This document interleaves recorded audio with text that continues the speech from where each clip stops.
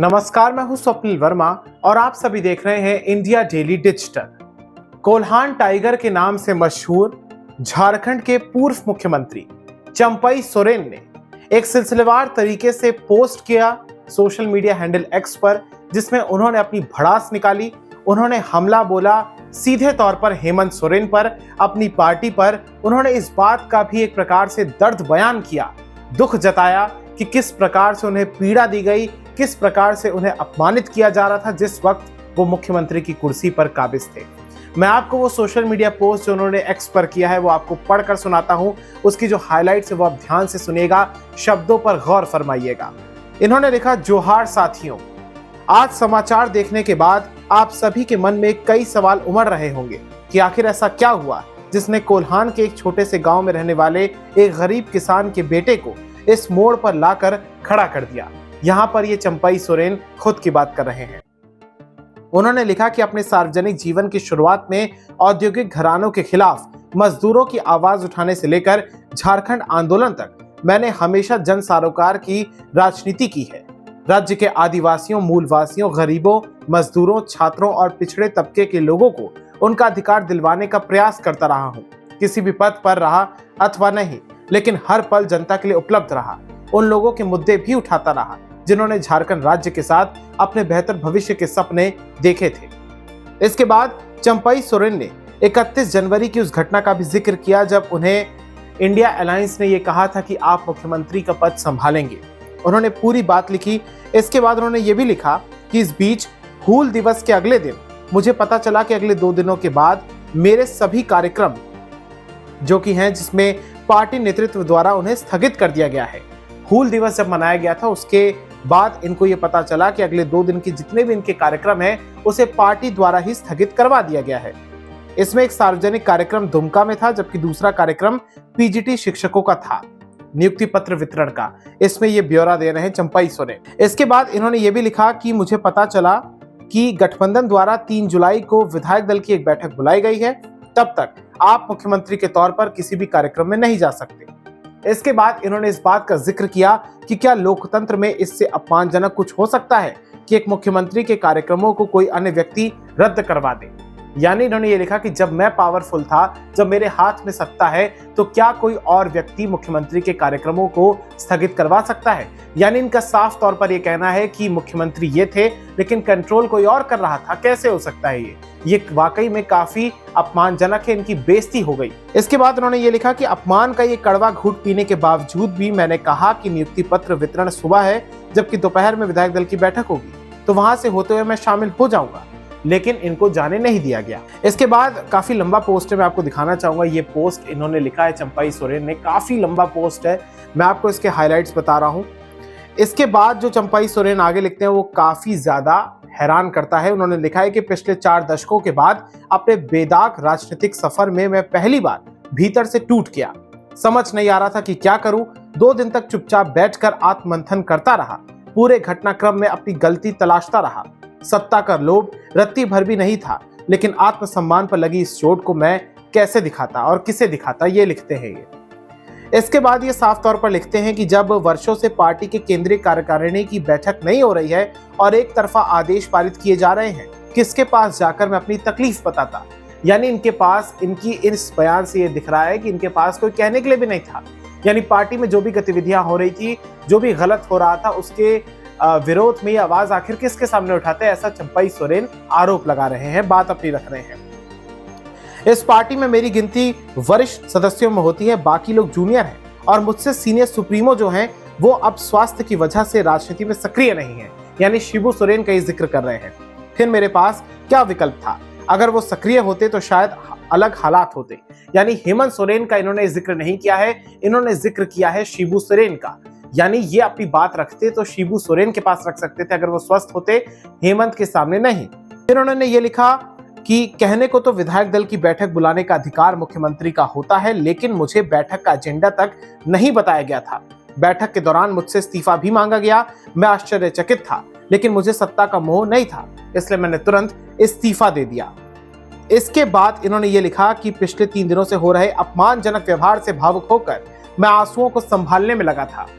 ये लिख रहे हैं। अभी हाल ही में इनकी बाइट हमने आगे लगाई है, वो आपको हम सुनाएंगे। उसमें ये कह रहे हैं कि मैं निजी काम से आया हूं। लेकिन यहाँ पर देखिए जो 5:49 पर शाम को 18 अगस्त को जो इन्होंने पोस्ट किया, उसमें क्या लिख रहे हैं कि मैं आंसुओं से भरा था और संभालने के लिए जुटा हुआ था अपमानजनक व्यवहार के कारण। फिर इन्होंने ये लिखा कि मतलब उन्हें सिर्फ कुर्सी से था, यानी सीधे तौर पर हेमंत सोरेन का जिक्र हो रहा है। फिर उन्होंने लिखा कि मुझे ऐसा लगा कि उस पार्टी में मानो मेरा कोई वजूद ही नहीं है, कोई अस्तित्व नहीं है। इतनी बड़ी बात ये कह रहे हैं, यानी सीधे तौर पर जेएमएम में इनका अपमान हुआ है। लास्ट में ये लिखते हैं कि इतने अपमान और तिरस्कार के बाद मैं वैकल्पिक राह तलाशने के लिए मजबूर हो गया। मैंने भारी मन से विधायक दल की उसी बैठक में कहा था कि आज से मेरे जीवन का नया अध्याय शुरू होने जा रहा है। ये सबसे अहम बात है इनकी। इसमें मेरे पास 3 विकल्प थे। पहला, राजनीति से संन्यास लेना, दूसरा, अपना अलग संगठन खड़ा करना, और तीसरा, इस राह में अगर कोई साथी मिले तो उसके साथ आगे का सफर तय करना। उस दिन से लेकर आज तक और आगामी झारखंड विधानसभा चुनाव तक इस सफर में मेरे लिए सभी विकल्प खुले हुए हैं। यानी सीधे तौर पर अब जेएमएम की तरफ से बाय बाय हो गया है। अब आप मान लीजिए चंपाई सोरेन का जेएमएम को इन्होंने बाय बाय टाटा कह दिया। इतना लंबा चौड़ा पोस्ट इन्होंने लिखा, इतनी बड़ी बड़ी बातें उन्होंने लिखी। अब इन्होंने इस बात का भी जिक्र कर दिया है कि इस सफर में मेरे को नए साथी की तलाश है और वो नया साथी बहुत संभव है, लगभग क्लियर है कि बीजेपी ही होगा। अब सिर्फ आप कुछ ही समय का इंतजार कीजिए जब ये शामिल होंगे भाजपा में। चंपाई सोरेन का ये बड़ा बयान, बड़ा ऐलान है एक तरीके से सांकेतिक तौर पर। अब आगे की वीडियो आप देखिए जो हमने आपके लिए तैयार की है। झारखंड के पूर्व मुख्यमंत्री और वर्तमान मुख्यमंत्री हेमंत सोरेन के काफी करीबियों में गिने जाने वाले चंपाई सोरेन क्या बगावत करने वाले हैं? क्या वो अपनी पार्टी यानी कि जेएमएम झारखंड मुक्ति मोर्चा से विद्रोह करने वाले हैं? क्या हेमंत सोरेन के खिलाफ चंपाई सोरेन जा सकते हैं? आखिर चंपाई सोरेन झारखंड से पहले कोलकाता और फिर राजधानी दिल्ली की तरफ क्यों आए हैं? उनकी इस यात्रा का प्लान क्या है? क्या चंपाई सोरेन हेमंत सोरेन को बड़ा झटका दे सकते हैं? ये वो तमाम सवाल हैं जो इस समय दिल्ली से लेकर रांची तक लगातार सियासी गलियारों में गूंज रहे हैं। हर कोई ये बात कर रहा है कि क्या चंपाई सोरेन ही वो होंगे जो हेमंत सोरेन को पाठ पढ़ाएंगे? क्या हेमंत सोरेन ने चंपाई सोरेन का दिल दुखाया है? इन तमाम बातों पर, इन तमाम अटकलों पर चर्चा करेंगे। झारखंड के पूर्व मुख्यमंत्री हेमंत सोरेन फिलहाल कैबिनेट मिनिस्टर हैं झारखंड में। तकरीबन कुछ टाइम पहले जब हेमंत सोरेन जेल से बाहर आए तो उसके बाद उन्होंने चंपाई सोरेन को हटा दिया और खुद मुख्यमंत्री की कुर्सी पर काबिज हो गए। इसी साल की शुरुआत में ठंड के वो दिन थे जब हेमंत सोरेन को जेल हो गई थी जमीन घोटाले से संबंधित। उसके बाद सत्ता आती है चंपाई सोरेन के पास और चंपाई सोरेन करीब 5 महीने तक सफलतापूर्ण तरीके से सरकार चलाते हैं। इसके बाद जब जेल से बाहर आते हैं हेमंत सोरेन तो फिर वो खुद ही पार्टी की कमान भी अपने हाथों में ले लेते हैं और फिर इसके बाद मुख्यमंत्री की कुर्सी पर भी वो काबिज हो जाते हैं। कहा तो ये भी जाता है कि दरअसल इस पूरे फैसले से चंपाई सोरेन काफी नाराज थे। उनके मन में एक प्रकार से टीस थी कि आखिर बिना किसी रीजन के आखिर अचानक से क्यों हटा दिया गया। कम से कम जब चुनाव हो जाते तो उसके बाद उनको हटा दिया जाता तो शायद बेहतर परिस्थितियां होती। लेकिन चंपाई सोरेन के बारे में ये भी कहा जाता है कि जो वहां पर महागठबंधन की सरकार चल रही है जिसमें आरजेडी, जिसमें कांग्रेस और जेएमएम शामिल हैं, उसके कई सारे विधायक भी नाराज थे। उनकी बनती नहीं थी चंपाई सोरेन से, लिहाजा उन्हें हटाया गया। अच्छा, बीजेपी ने इस पूरे मामले को काफी अच्छे तरीके से भुनाया। बीजेपी के शीर्ष नेता लगातार ये कहते रहे कि एक आदिवासी चेहरे को हटाया गया, ये आदिवासी अस्मिता के साथ खिलवाड़ है, आदिवासियों का अपमान है, लिहाजा बीजेपी के लिए एक बड़ा मुद्दा भी ये बन चुका है। चंपाई सोरेन फिलहाल कोलकाता के बाद अब दिल्ली लौट आए हैं। उनके साथ कुछ विधायक भी शामिल हैं। उनके साथ 5 विधायक हैं। इनके नाम मैं आपके साथ शेयर करना चाहूंगा। इनके नाम है दशरथ गगराई, चमरा लिंडा, लोबिन हेम्ब्रम, समीर मोहंती और रामदास सोरेन। ये वो तमाम विधायक हैं जिनके बारे में अभी कहा भी जा रहा था कि इनका संपर्क नहीं हो रहा है, ये संपर्क नहीं कर रहे हैं। फिलहाल ये सारी खबरें अफवाहें हैं, अटकलें हैं, लेकिन अगर ऐसी अफवाहें उड़ रही हैं, अगर ऐसी चिंगारियां उड़ रही हैं, लगी हुई है, तो इसका मतलब कहीं ना कहीं धुआं जरूर है और आग जरूर लगी हुई है।